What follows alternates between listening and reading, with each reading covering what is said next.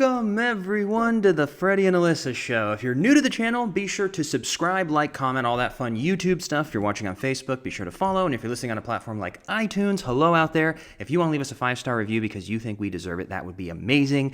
We've been putting out content now professionally for almost 4 years. Our podcast anniversary, our 3-year anniversary is coming up later this month. And we are just having an absolute blast, and we can't thank you enough for showing up every week. And for those of you who saw on Instagram, we are officially moving the time for the Freddie and Alyssa Show. Instead of 3 p.m. Eastern, we're now moving it to 6 p.m. Eastern, which is going to give us more time for days like today that we're filming the day of, for us to actually get it out on time and not be late. So I would say 9 out of 10 times it will be out at 6 p.m. Eastern, so you can set an alarm or subscribe or hit that notification bell and you'll be notified. So we want to thank you for that, and we're excited for our evening Freddie and Alyssa Show release.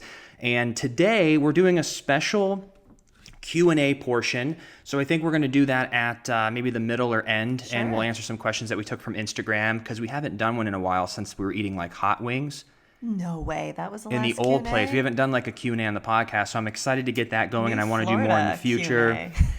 A Florida Q&A. Yeah, it's our first one here. But first, I want to talk to everyone about our sponsor, Lennox. Lennox has been America's leading tableware, giftware, and home entertaining brand for over 130 years, or some would even say 13 decades. Oh my goodness. It's all that 500 rummy we've been playing. I'm thinking increments of 5s and 10s now. Inspired by heritage and designed for now, Lennox is happy to be part of your home and the moments that you create in it. Whether you're engaged, newlyweds, or just moved in together, which everyone's been moving lately, yes. Especially to Florida, and people are building, and everywhere actually when you talk to real estate agents, people are moving and grooving and tying the knot. But you need to build out your space, and Lennox is there for you. Lennox is the iconic brand that you can always trust for your wedding registry and home, from gorgeously designed dinnerware to long-lasting flatware, which is super important, and top-notch barware that's been chosen as one of the best barware collections by Brides on the Knot. So if you want to get yourself some Lennox, head over to lennox.com, Lenox.com, and if you want 20% off, because who wants to pay full price these days? You don't. You get 20% off. You use Freddie Alyssa at checkout, and you'll receive 20% off your order. That is Lennox.com, Lenox.com. So thank you, Lennox. Those of you who want to get some flatware and dinnerware and barware, Lennox is the place to go. So we are just excited that Lennox is partnering with the podcast. And you may think, did you just drink a pot of coffee? You really are a little wired right now. Oh, I am wired. I'm just in a really good mood. I feel I have to match your energy. Why are you in such a good mood, my love? Well, this is how I live my entire life. You always have a bright energy, and I have to, you'll catch me on days like this, right, where I'm just naturally here, and this is how you feel all the time. But I'm working on myself because I actually started reading a book, listening to the audiobook, The Untethered Soul, or A Untethered Soul by Michael A. Singer. Let me just get the exact The Untethered Soul by Michael A. Singer. I've been hearing so much about this book. I believe it's like 10 or 11 years old, and it just is what I need in my life right now. And I really wanted to just digest and reorder the thoughts in my head. Mm-hmm. I think that sometimes I like to feel like I'm in control, and that I'm super positive, and that I'm in control, and I focus on this, and I have for many years. But at the same time, I can't ignore the fact that though we've had a lot of great times in our life, we've just had a crazy 15 years, and moving and readjusting. So there's a lot of things that my mind is always cranking, and I wanted to get a little more control over my thoughts. I wanted to work on living more in the present, instead of always looking back at the past to make decisions today, looking at it as like, well, I've learned this, so I'm not going to make the mistake now. And I got caught up in that. Sure. And then I'm thinking so much of the future, because we have so many things going on that it's kind of hard to not think of the future when you're like, we have this coming, we're doing this, what would that all do? And I overthink things. So I go, how do I get refocused in the present? Yeah. And I figured this was the right time to read this book. I've listened to maybe 5 chapters, and it's just really helping me understand my consciousness, my awareness. And without butchering the book, because it's so beautifully done, I highly recommend it. I'm 5 chapters in, and I'm naturally in a good mood today, but that also helped. Yeah. Of just understanding that, I guess the whole premise of the book is that, from what I understand so far, is we are, the biggest question is like, who are you? And they go through in this chapter where if you're like, I'm Alyssa Tabbitt, and then you like write your name down and it's like, so you're these clumps of letters. And you're like, no, that's just your label. That's what people call you. Well, who is Alyssa? Well, I was born in Arizona and I moved to Florida and I was in theater and I got good grades in school and I moved out to LA and I met this guy, Freddie, and then we dated and now we're married and now I live in Florida. It's like, that's not you. That's what you experienced in life. Like, who are you? And you're the same person that was looking in the mirror at yourself when you were 10 years old.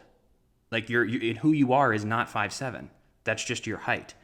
You were still you when you were 5 foot, and when you're 5'7", that's just your height. But like, you are Yeah. So they go through this whole entire thing and explain it much better than I am. But essentially, we are not our heartbreak. We are not our anger.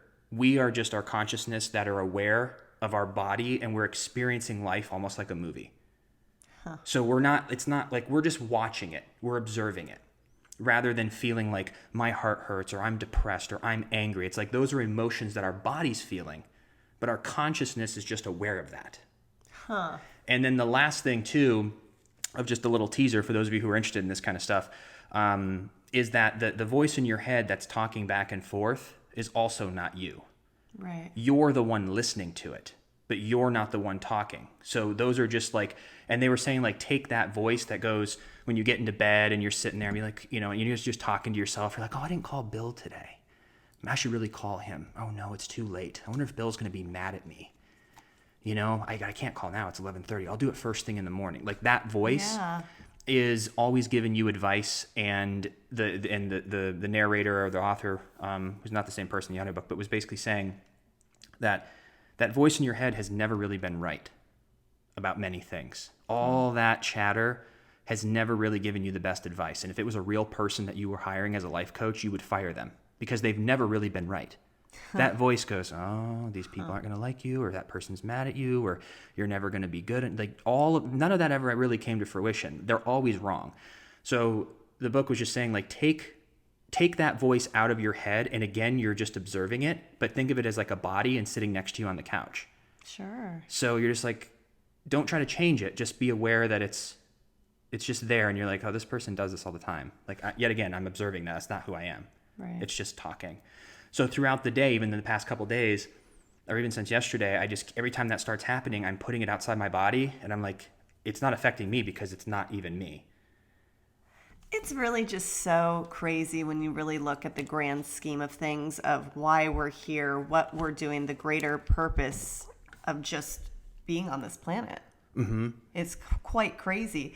And it's really interesting too. I don't know the exact statistic, but they were saying that I think it's like 30% of people hear that voice, and the other percentage of people they see like just visuals. So like, say I'm like, oh, I have to go and get bananas at the store. I'm thinking that, I hear that in my head. Some people just see bananas. Isn't that interesting? So it's funny you're talking about like the voice that we hear. I wonder really what that looks like on paper, like the true numbers of that, and why we do that. Like I hear it in my head. And that's the whole, and it's interesting, but it's, this is someone who probably took years of creating the perfect way to explain this, because it's very complex. Yeah. And I don't want to like butcher it, but like the way that they, like when I first heard the first chapter, I go, uh-oh.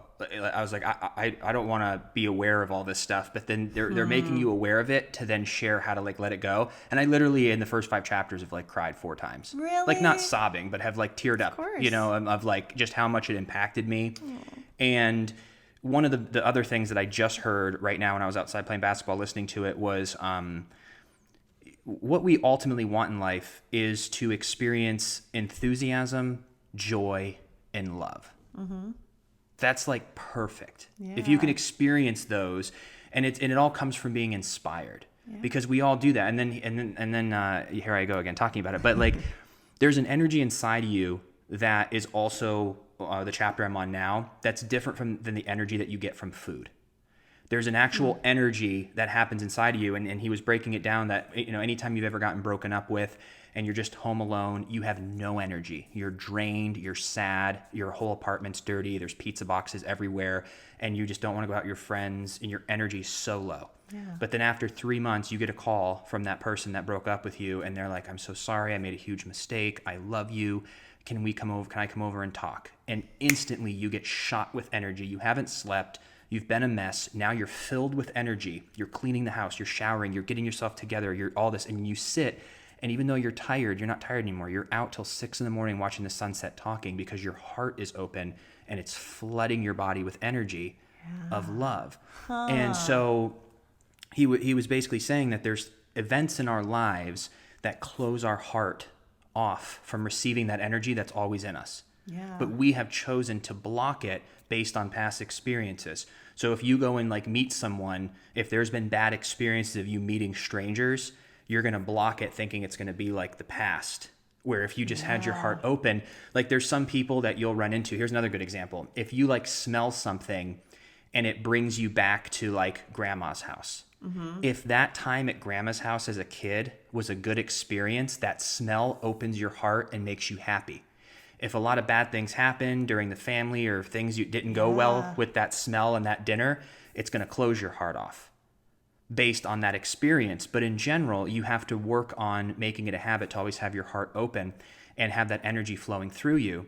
And it made me think of when we even talked to that one woman during that interview, when we were high on life about the marriage. And I think everyone who gets married goes through this. There's other huge life events and to use the whole drinking example with it because it kind of makes sense. But when you're getting married, you're drinking for a few days, and normally, if it was just a normal weekend, you would feel so tired, hungover the next day, want to be in bed because you drank a lot. Yeah. But because you have this natural energy flowing through your body of I just got married. Holy cow, we're husband and wife, this is our first morning. You're not even hungover. Everything feels great. Everything is so high that you're this is kind of weird. We should be in bed, cuddled up watching a movie, not feeling so good, but you have this natural energy.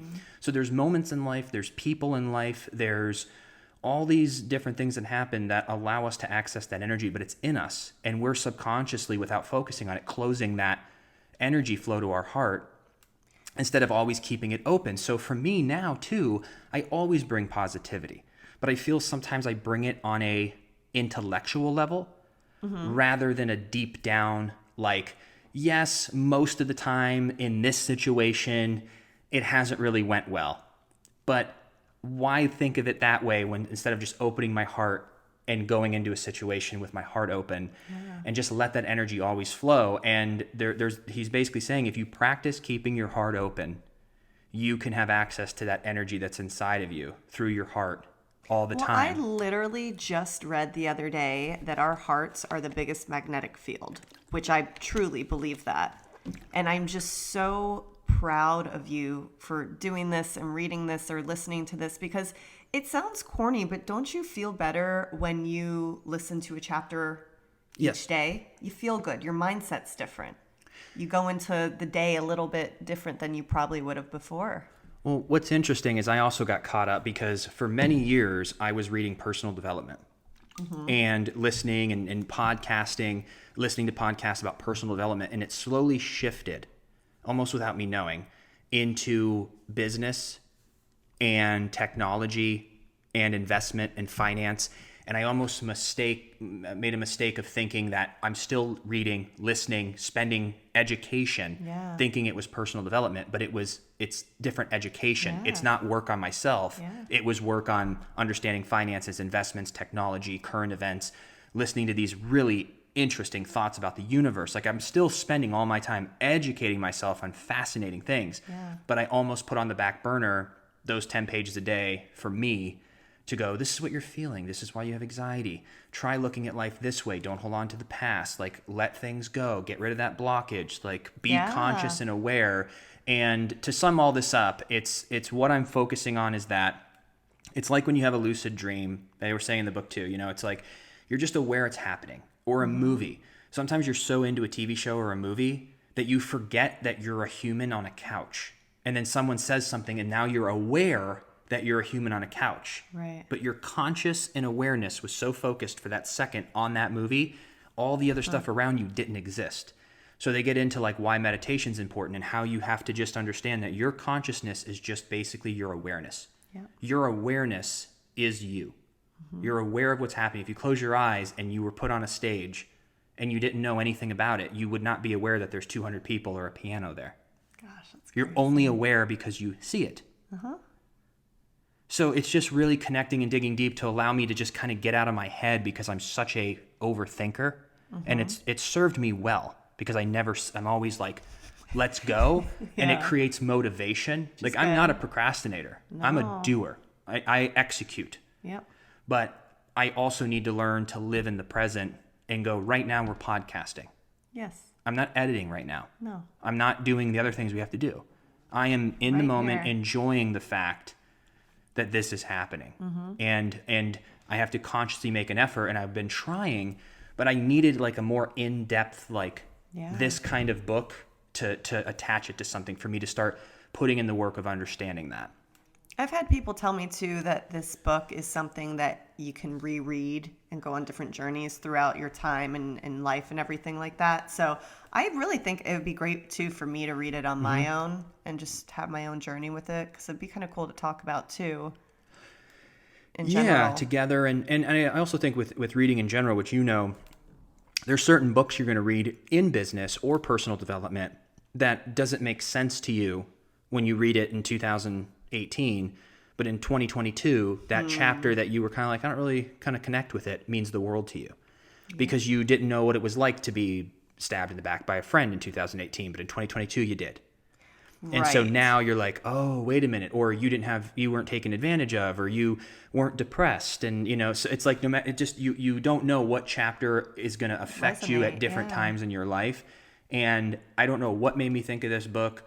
I think Mia told me about it one time too. And the only thing I ever heard, and on TikTok, this girl was doing like these things where she would read it. And I go, oh, that's kind of interesting.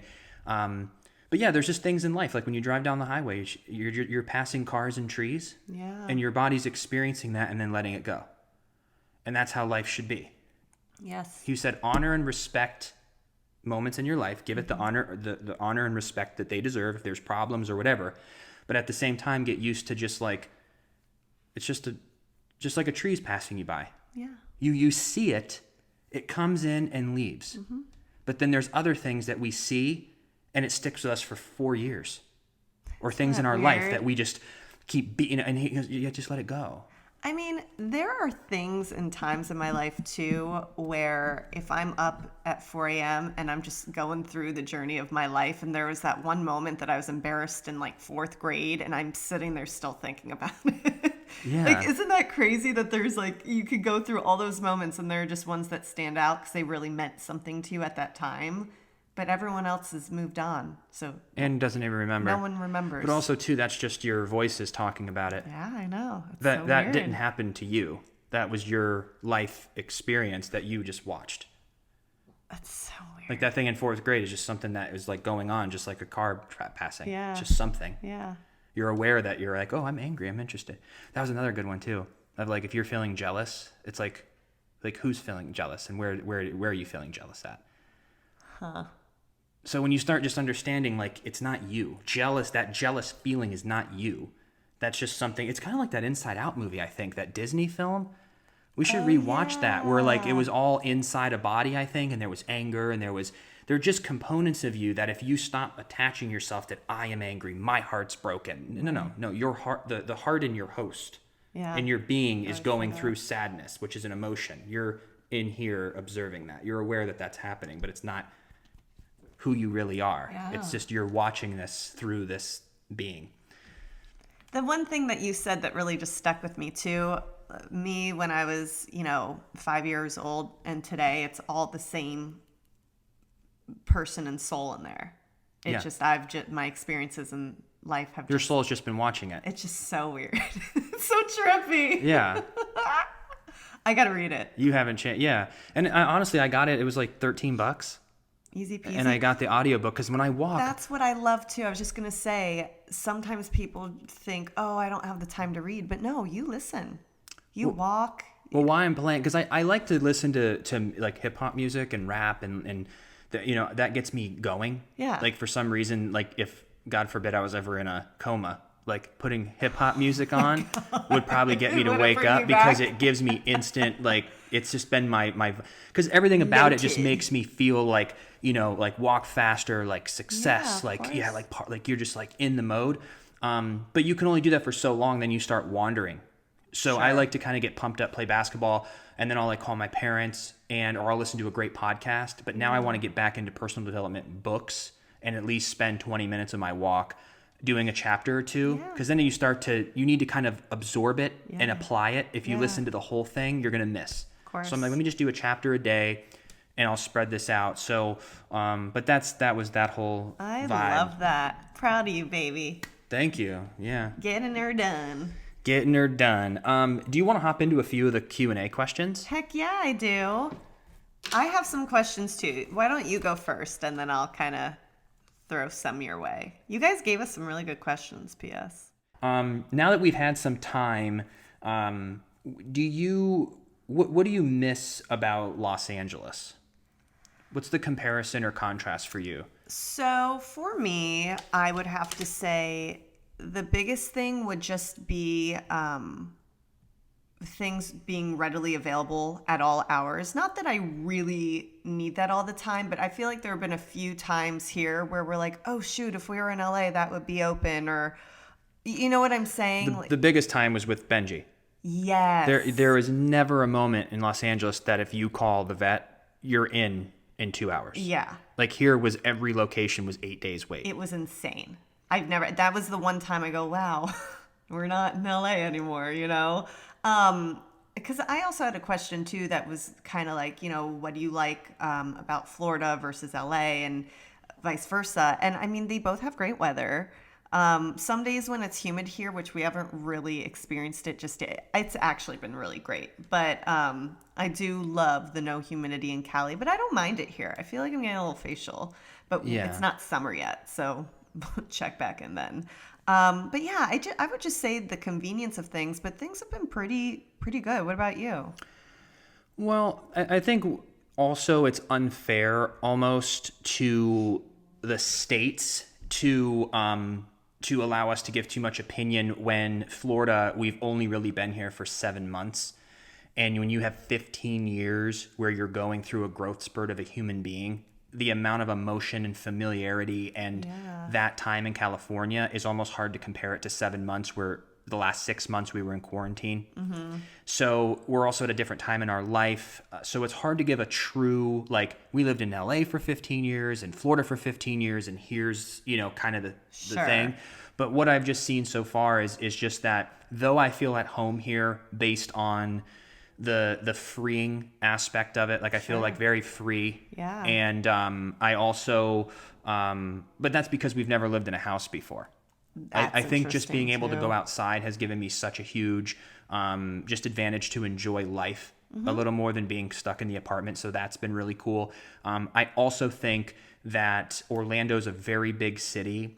There's going to be a lot of competition in everything that we do here, but it's also a smaller market. And I kind of feel like the equity we're bringing from California is really, what's the word, is translating here in Orlando. Yeah. Like, I don't feel like we just moved to some random place and we didn't bring any of the equity or influence or success in that whole world over to Yeah. Orlando.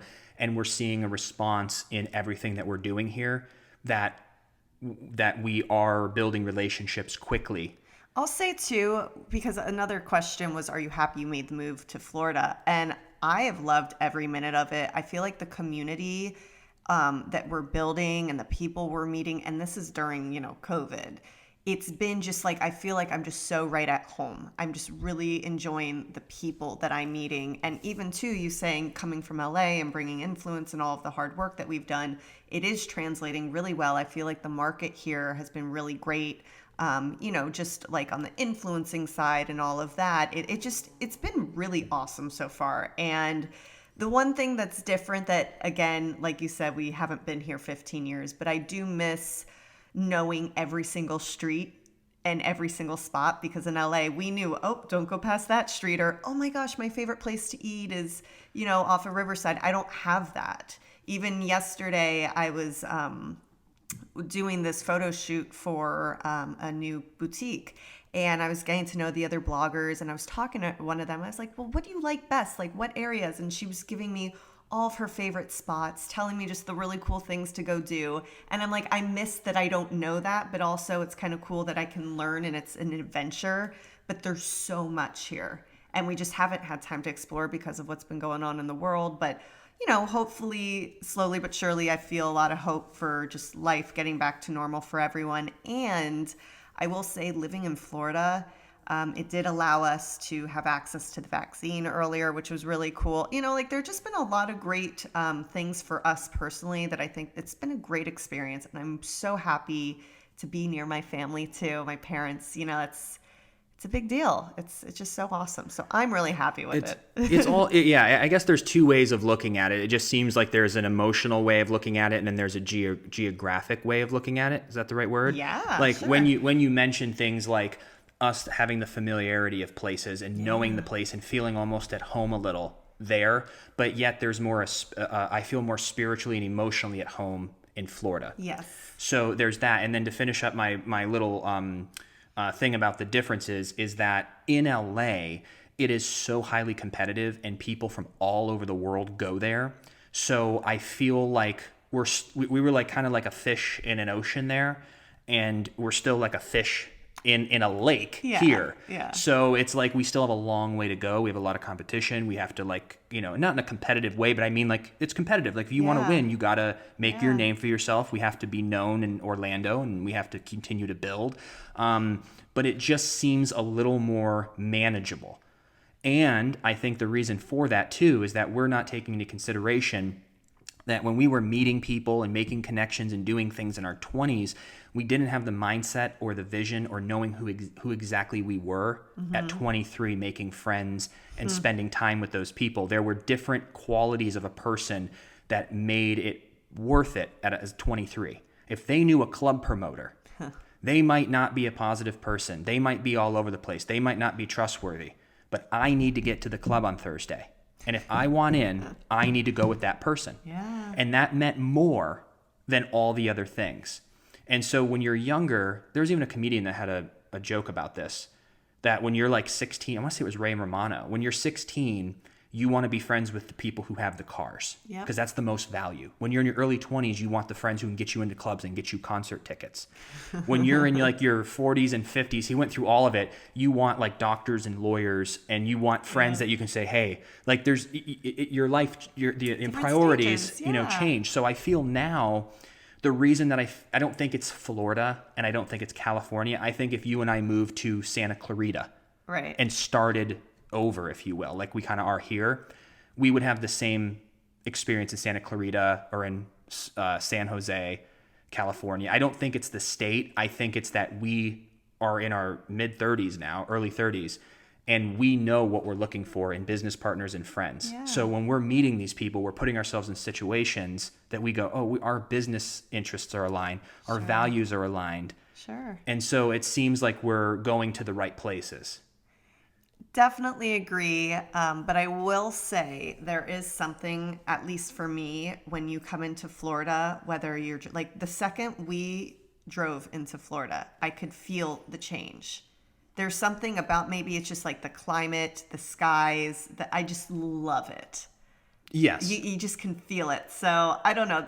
I totally agree with everything you're saying. No matter where we would have moved, we are in a different stage, different chapter. But Florida's really special to me. I love it. And also, too, here's an interesting question for you. Do you feel, and I don't know what this is, but I'd like to talk it out. How can I explain it? There's this, I'm talking about California and Florida almost with like, what's the saying, with kids' gloves? Or with, I almost feel like I was married for 15 years and we went everywhere together. Yeah. Me and Donna. For 15 years, Freddie and Donna. And then I decided within 2 months that I'm done with Donna. I'm married to Alyssa now. And I'm like, Alyssa's the best. like, I love Alyssa. Like, I didn't know what my life was before. Right. And then everyone's kind of like, but you were just with Donna for 15 years and it's like taking us time. I don't know why I feel that way when I talk about the genuine love that I have for Florida. I don't even express as much as I want to because I almost am comparing it to that. It's kind of like if you worked at Bank of America and all your friends are at Bank of America and all of a sudden you get a new job and you're Chase. working, or not even at Chase because that's like competitive, but you get a job, you start your own cupcake company. Yeah. And everywhere you go, you're just like, I've never been happier. My cupcakes are great. I have freedom. Like, I'm so excited, like being a business owner and having my cupcakes and seeing my customers bite my cupcakes. And it's been my passion. And like, I am just night and day happier. You're kind of like, well, all the people at Bank of America, like all your friends are just kind of like, so then what the hell are we? I get what you're like, saying. relax with your cupcakes. Like, I almost feel like, unless I'm yet again overthinking it, in deep down, I'm going, just careful on how much excitement you're sharing about Florida, because I'm not crapping on California. It's just that I have just no interest. Like, there's not enough pros of the familiarity and a handful of friends that travel anyway, or we didn't see that often anyway, that I still feel close to, that I would ever stay there. Well, and this is what's interesting. We moved to California for, the entertainment industry. And California on its own, like, there are a lot of great things about it. It's a beautiful place, but we moved there for opportunity. We chose to move to Florida because we like Florida. You know what I'm saying? We didn't choose to move to California just because we're like, oh, it's pretty here. This will be nice. Well, and pause real fast. That is much more clarity for people who are like, oh, does California, the state, like, it's like, no. Like, if you are into Malibu beaches, amazing weather, opportunity, then it will go through its growing pains, but it'll come back. The mountains, a quick drive to Vegas, to San Diego, a quick flight to Cabo, to San Fran. Like, you're like, California as a state is awesome. It's just, we're only two opinions based on what we are looking for in life at the moment. Exactly. So there's going to be people who leave Florida who literally go, thank God, I hate Florida. I've grown up here my whole life. I can't wait to get out. And I love Los Angeles. I've been here for a year. So it's just, so it's not, I'm not saying I'm an expert or a know-it-all at all about California. No, but it's just your own personal experience. And so it's interesting because we live there at in a different decade of our life, going through just a whole different life. And it is a city, here in Orlando, there is definitely city parts, but like it's Florida, unless you go down to Miami and you get that real city vibe, but that's different living than where we're living now. And we're looking for what we have right now. I don't want to leave my house and see a million people on the street. That's just not where I'm at in my life. It was exciting for many years. I liked it, but I'm just, growing into a new chapter and stage. I feel like we dipped at the perfect time that I closed the chapter and I go, that was great. Yeah.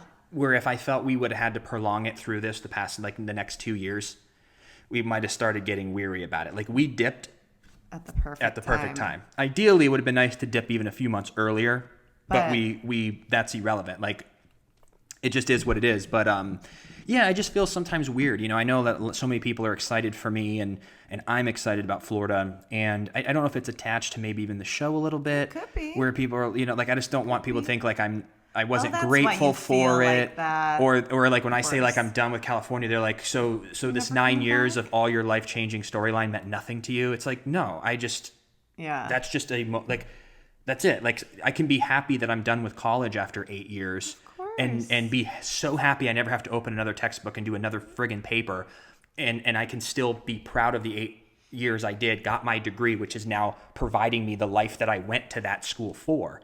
But I'm happy to be done with my degree, and I still think you can have good memories about it. And yet, but I was just curious, like, if you ever felt that way, because I'm kind of nonchalantly saying, like, yeah, like, Florida's awesome, without overhyping how I genuinely feel about it. You love Florida. Listen, this is the cool thing about life. It's all about growing and changing and evolving and just innovating your life. It's your life. So you never know what can happen. You never know where you're going to be. You could in frickin' 15 years be like, hey, I decide to audition again because everything's virtual, and you could book something and move back to California. We just don't know. And that's the thing with us.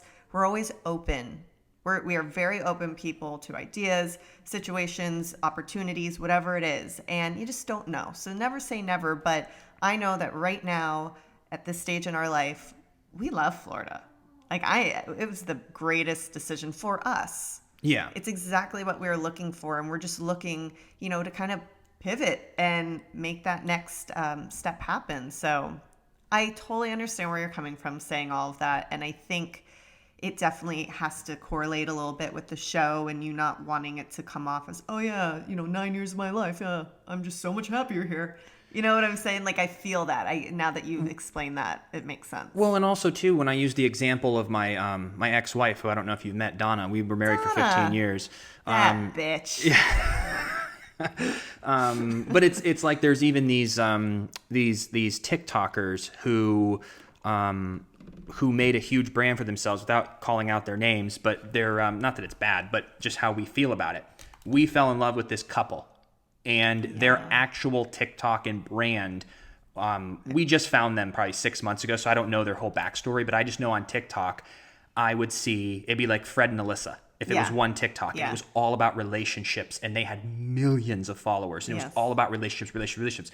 Then they came on like a month ago, and they said that they were breaking up. They have a kid. They were divorcing. And I thought it wasn't. I was like, is this a joke? And it wasn't. Like, they're done. Yeah. Without skipping a beat, the wife took over the account because she was kind of in front of the camera anyway, and is just so happy and is getting a 1-bedroom apartment and is with the kid, and then the mom's there and she's living this best life with her girlfriends.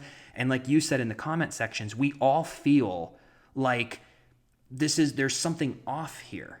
Like, how were you 6 months ago so happy and projecting this to the world? Not even 6 months ago, like 2 weeks before this divorce video came out, you were doing new videos with husband and wife combinations. And now, without allowing us as an audience to kind of get, not that it's our business, grieve, though. she can do whatever she wants, but it course. doesn't take away how we feel. Yeah. We just go, so maybe it was bad, maybe it is what it is. Do you, but it doesn't take away how I feel going, all right, I guess just like that, all that marriage, sharing a kid, all this brand you built is now you're just fine on your own a week later. But you got to think too, even back to like television shows when we were growing up that we loved watching, or even current day, when people are in a relationship on the show, the actual characters, you love them together, you ship them. Like, even think of Will and Sunny. And then when you guys break up, the writers give you time. You have to take some time before one of you just immediately, next episode, hops into a new relationship, because as an audience member, you can't handle it. So I don't think these content creators understand that, hey, if you're building a brand as husband and wife, you need to go through your stuff too for your own self, your own mental health. But so is the audience. I even said I would just take, a month off and let your audience know, like, hey, obviously this is a really big thing we're going through. I'm going to do me. I'll be back. I love you guys. Thank you for understanding. And then just give it like 4 weeks. But that's how she probably makes a living. I know. So that's another thing that people aren't talking about with full-time content creators. I know. Like, even when there's a lot of like really messed up stuff that happens in our world and it's flooding social media.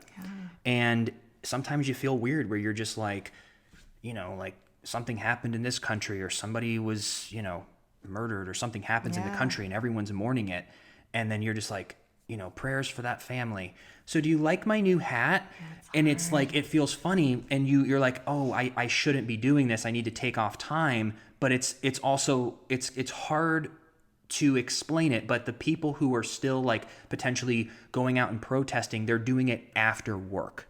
Right. So people are able to go to work, make a living, feel whatever they're feeling. Or if they're going through a divorce, they might feel like crap, but they're going to work, and then they're going to do something else. But when you're a full-time influencer, if that girl was going to get divorced, so she's going to go a month without money. Well, also too, what's what interesting on that, a blogger I met yesterday, she's also in the medical industry, and I forget what we were talking about, but she was basically saying how, we were talking about if someone were to come on and be like a social media virtual assistant who responds for you and all of that kind of stuff. She was saying, I can't give my profile information to anyone, because if someone goes on there and gets mad at me and writes something really horrible, she goes, everything's on the line for me. I lose my job. I lose my second business. Like, there's so much more attached to it when you're an online presence. I go, oh, I didn't so think of that. So what I instantly thought of though is I would never give my login information of my Instagram to somebody, because you're like, oh, I trust them, and it's like, hey, you never know, something could happen and they could delete the account. Oh, I would die. I never thought of what you just said, but to write something like racist or bad, and it goes out to your 2 million followers, and then you're like, I didn't write that, my assistant wrote that. They're like, oh, I'm sure your assistant did. All your sponsors pull, you lose your job, you lose everything. And so there's this interesting thing happening on social media now for influencers. Yeah. It used to be, I think it was so new and so fresh that people didn't really mind the More influencing. forgiving, yeah. They didn't really understand it either. I think it's becoming so mainstream that now influencer, people know what you mean. In 2015, people didn't. And then there's still a lot of people who understand influencer as an idea, but don't. I think 95% still don't understand at the base level of what an influencer is. They just think it's like some booty chick holding a tea. Right. Right. There's That's so what, much or more. Kardashians holding a toothpaste, Yeah. Whatever it may be, which is fine because there's like a lot to it. It's kind of hard to explain. Even in our dinner party, I was trying to explain what we do, and I'm just like, I don't even know. I don't know. I know. It was so much easier to say I'm an actor on a show, and people are like, oh, that's cool. My mom watched it. I'm like, all right. Like, how cool is that? And it's done. And they just ask like a couple questions. But when you think of influence, they're like, so wait, Instagram. So I'm like, Just I'm going to go don't worry back to what about I did it. at the early days of acting, where I just tell people I'm something else. Didn't you do that when Couple we years first I moved did. here, though? When we first moved here, you went somewhere and someone asked you what you did. You said the weirdest thing. We literally talked about this on the podcast, but it was. Oh, you, yeah. you No, I gave- just said I do video editing for companies. I just want the most I want the because if you're going to sit down at a true dinner party with friends who are genuinely curious, then you want to explain what you do, and I get passionate about it. But if you're just in a quick interaction, if you're in the back of an Uber or something, it's just so much easier to be like, I'm a school teacher, and people go, oh, cool. And that's the end of it. Do you ever wonder who coined the word influencer? Because this was a new developing.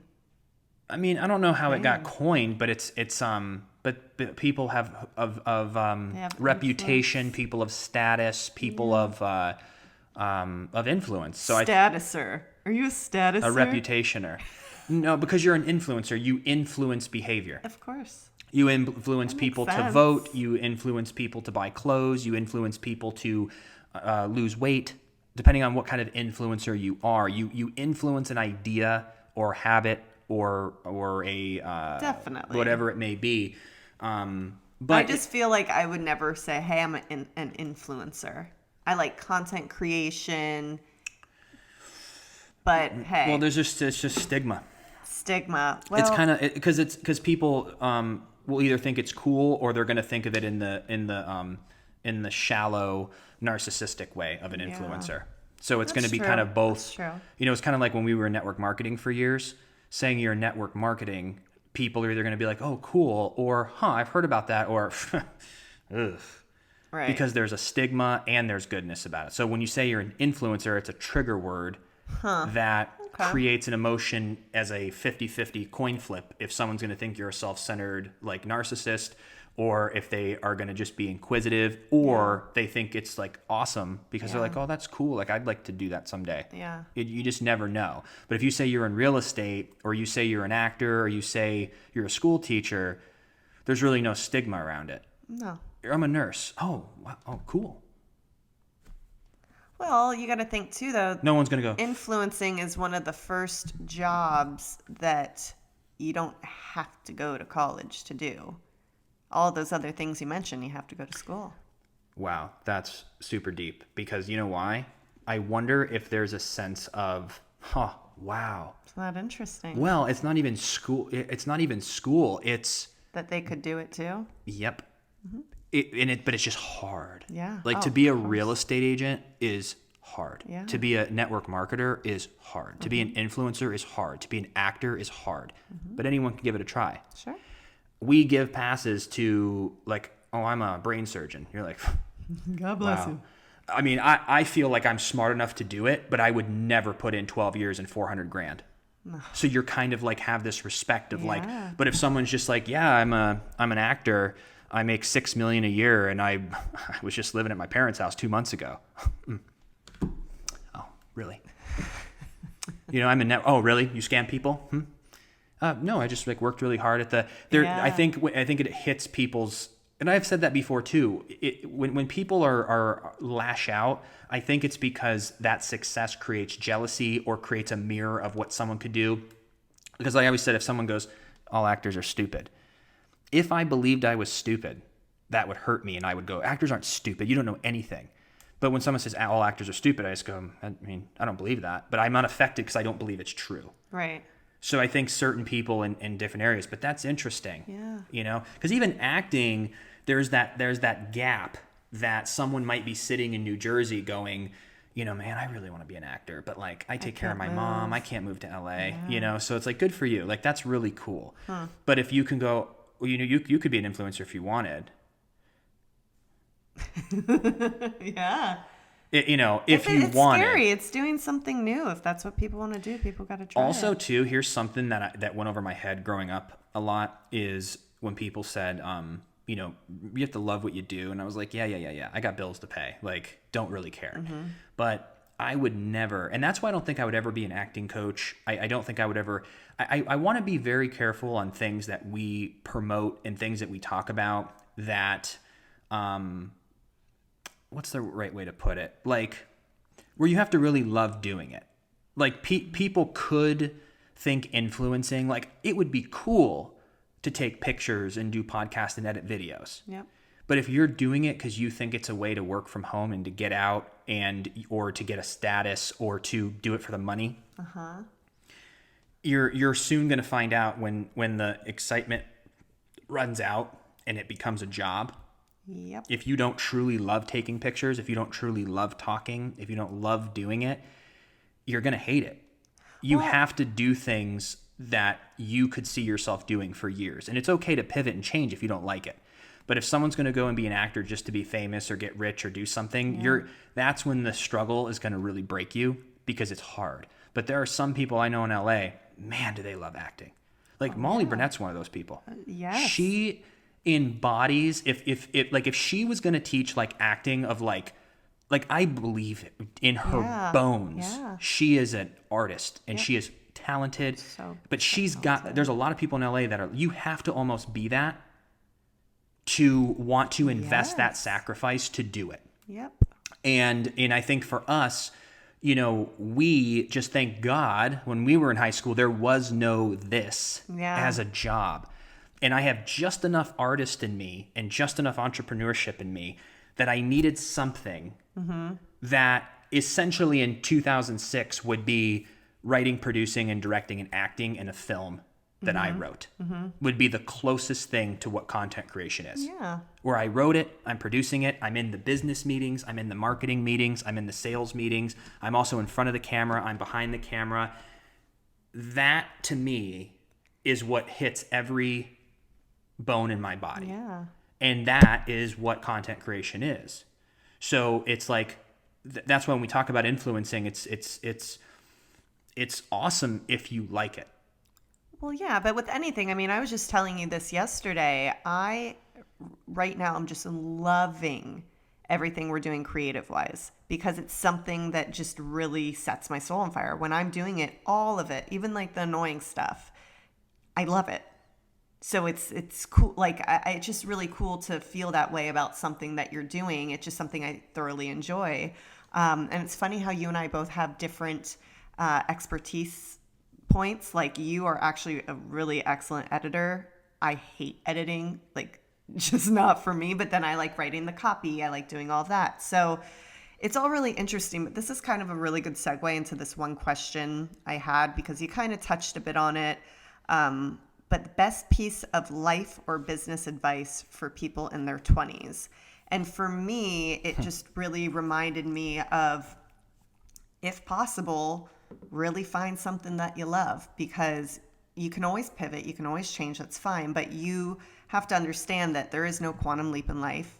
Every little bit, every single day is going to add up. So even if you're looking at this, new opportunity, business, life, whatever, just know that It's not going to happen overnight. If you're in your 20s, I want to lose 30 pounds. Just a little bit every day, just consistency. It's all anything is in life. Yeah, and that's why when people say don't compare yourself to others, it's for that reason. I saw a meme that's so funny where it goes, me getting ready for work after learning that the Cash Me Outside girl made $6 million in 6 hours.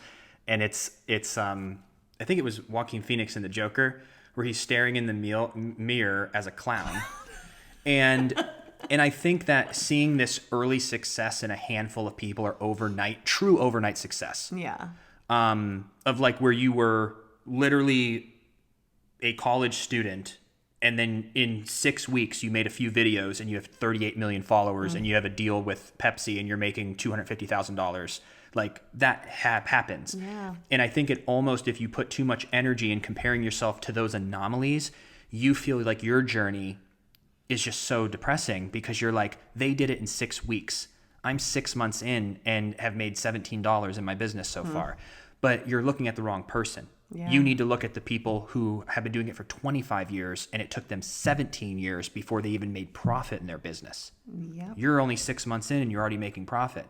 But you look at the Cash Me Outside, or you look at all these TikTokers, or these one in a lifetime moments, or these actors who stumble, they get drunk in Arizona and they end up on a bus and they get out in Hollywood and they accidentally stumble in an audition room and they're like, you're the guy. You're it. I'm not even an actor. And then they're on billboards, they're sitting on stage, smoking a cigarette, hanging out with famous people, making millions of dollars. And then you've been an actor out in Hollywood for 17 years, sleeping on couches in classes, and that almost discourages you.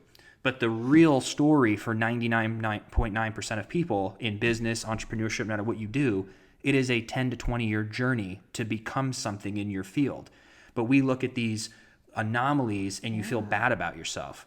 Well, but then also too, what's interesting on Instagram, I'll follow a lot of fashion content creators, bloggers, lifestyle too, because it really does inspire me. But every now and then I'll see, maybe a new reel that they put up and they've just got like the sickest transitions and they have professional photography. Like it's just the most incredible thing. And sometimes I look at it and I go,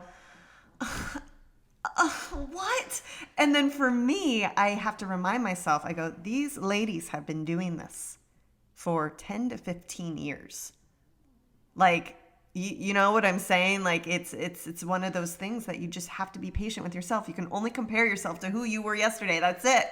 Yeah, it's the comparing and I think the frustration comes out of knowing that if we had their budget, if we had a team, the frustration comes out of what we could produce. And that's what I'm so excited for all of our like loyal audience members who've been watching this moment in our life. I think it's going to be so meaningful for them in 6 months, a year, 2 years, when we reach this next level and they start seeing what we've always envisioned. Because I never want to overhype like what we're doing. I kind of like just that we're taking it easy. I've taken your advice of like, let's build. And then when things are right, we'll continue to announce and show. But Alyssa and I, like this channel is going to be non-recognizable when we have a budget and a team. Of course. And so I think that's what we see. When we see these photo shoots, I go, do you know what we could do? Because even all of your opportunities here in Orlando has come from a few photo shoots that you've done here. Yeah. But if you had a team and a budget, you would be doing that 5 days a week. Can you imagine that you'd be posting 5 photos, professional photos in professional outfits with professional makeup every day, 5 times a day? And each of those posts with hashtags are discoverable to other businesses and influencers who are going to pay. So it's almost like it takes money to make money, saying. Of course. But you have to get to a point where you're valuable enough in your experience, in your expertise, that the money comes. And then when it's reinvested, it's just, that's why it feels like it's overnight. It's 15 years, but the moment that we get that next level, it's just going to exponentially jump. But to finish too, what you were saying, because here's the empty part that I wish I would have paid more attention to. You need to find what you love. How you find what you love is by trying everything. I love that's what Gary Vee always says. You're young, try everything, see what you like. Because as we tried all these different things, we ended up back to where we always knew we had that fire. Because me as an actor only did not 100% fulfill me. when we were in network marketing, doing sales and marketing 100% with no creative was not fulfilling. Yep. When you put those together, it is the most fulfilling. And we felt the most fulfilled doing Addicts Anonymous, our web series, because it was everything. Mm-hmm. And then an industry appears 10 years ago out of thin air because the internet, which is content creation, which is what is both. Yeah. I can be an actor, director, writer, producer, editor, like marketer, brander, sales, like all in one. Yep. That's so cool. Yep. And it took us that journey. But what made the journey bumpy is that you cannot live above your means. Mm-hmm. The thing that traps a lot of young people in their 20s, or at least me, I don't know the statistics of it, is that you go and get that new car. Not even if it's a BMW or any fancy car, but you go get a brand new 2021, Honda Civic or whatever it is. It's just, you don't need that new thing. You don't need the nicest clothes and lots of them. Maybe you just have a couple professional things for work or whatever. You don't need that apartment and those 5 vacations and all that stuff. Like anytime you have your monthly bills high, mm-hmm. and then you have debt mm-hmm. as well, that keeps you locked in to your survival job longer than it needs to be. Right. There are so many people that could do what they love, but they spend 60 hours doing something else because they built a life and a monthly overhead that demands this in order to even live. Yeah. So you're spending all your time maintaining this lifestyle rather than living way below your means and being able to try a lot more things. Yep. Because if traveling to find yourself and all of that is a big part of it, then why not live with 6 roommates and go on 5 vacations? Right. If that's how you're going to find yourself. Why would you live in the nicest place, go on no vacations, be stressed at a job to pay for the nice place? Yep. So quit getting in debt. Don't buy anything. You don't need anything in your 20s. No. Just like wait till you can afford it. Then you can buy all your toys. So low overhead, keep your bills low, don't get in debt or get out of debt as fast as possible, and then find what you want to spend time doing.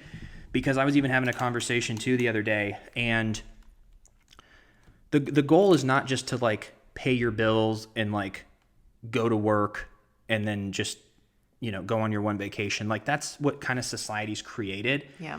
The work you go and do, whether it's 9 to 5 or your own business, should set your soul on fire. Yeah. Like you should go to bed on Sundays waking up being like, I am excited for Monday, no matter what your job is. And if you're not, then that's the question you have to ask yourself. For me, that's what I have discovered in life where I go, I don't want to just be getting by or be content. I have done things in my life where I go to bed at night and go, I can't believe this is my life. Yeah. This is exciting. Yeah. Why does that have to be a 10 times a year thing? Why can't I create a life that's like that 350 out of the 365? Mm-hmm. So I think that's what it is when it comes to finding what you love. It means it's not what society has created where you're just like, well, I just need money to buy a house, get married, and have a kid, put college funds away. I need to go to my game night and my vacations because that's like what society tells me. And then at like 65, I'll like retire and do what I love. No. You should, what do you love every day? This is your life to do whatever you want with. You can go grab a tent and go live in the woods and have no responsibility if you want. My biggest thought process on that too, though, and I always say this to you, is that tomorrow is never promised. So if people really are living for the future, it's like, you can't do that. Tomorrow's not promised. What are you doing today? Like, you can't be stressed out about X, Y, and Z because it doesn't matter. It's all that matters is right now, this very moment. And this is what you're saying earlier when you're reading that book. This is all we have is this very moment, being present here, podcasting. This is what we're doing. Yeah, but most of the time you are going to live to 80. And you should make decisions in the present that set you up for the future. 100% yes. I'm not saying go be reckless and just party and end up under a bridge. I'm not saying do that. Don't do that. But I'm just saying that just living in the moment is really important, and stressing out hardcore of life when you're 65. I think it's all three. I think it's be present. And by being present, and it's going to take you 10 years for your goal, you should enjoy the process of the present every day. And we're still learning to and do that. also be thinking about your future all at the same time. I think to sum this all up is that we can only give advice on what sets our soul on fire. Yeah. So our advice is going to skew to the things that we like. Matter to us. But we might not have the same goals or the same passions. Yeah. So that's why I think the biggest advice that I think is universal is what we just said. Find what you love that you enjoy every day, whether it's work, stay-at-home mom or dad, or whatever it is. Yeah. Find what you want to spend your days doing that fills your soul. Don't compare yourself to others. And on your journey to finding what you love, don't bog down the process with a high monthly bills. Yeah. Cut down your debt, cut down your monthly bills, live below your means while you're enjoying the process of finding out what you love, while at the same time not comparing yourself to others. Yep, that's right. So I think what we should do is maybe do a part 2 of this for next week, because we still have like some really fun questions. Would you kind of be down? Yes. Yeah. This way we can also take more questions. And here's a cool thing. We'll take questions from the rest of Instagram, but if you're listening to the podcast right now, go on Facebook or YouTube, wherever you're watching this. If you're on iTunes, maybe hop over to our Facebook or YouTube and comment below. Ask more questions. And ask more questions, and we'll do a part 2 of... Because we have some really good ones, but we got into such great conversation. Yeah, so thank you. This is what I love about the Q&A. Thank you so much. We love you. Yeah, so enjoy your week, and we'll be back with another Q&A portion next week. And we just want to thank you for everything, and we're wishing you the best week ever.